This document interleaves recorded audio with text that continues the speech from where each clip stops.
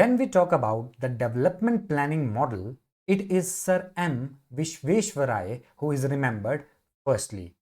Now he is also known as the father of Indian economic planning. Now he has written a book which was titled Planned Economy for India back in 1934. Now in this book, he has formulated a 10-year plan for the economic development of the country. Now his vision for the planned economy for India was focused on promoting the economic growth and development through the states intervention and also the states control.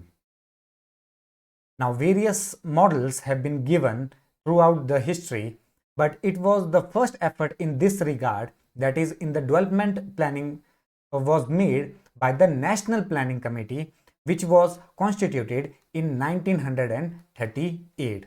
Now it was headed by Subhash Chandra Bose.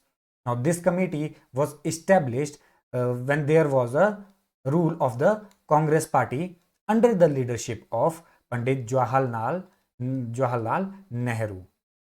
Now the main thrust of this committee was on the major issues like poverty, unemployment, underdeveloped, and also the areas regarding to the developing infrastructure like railways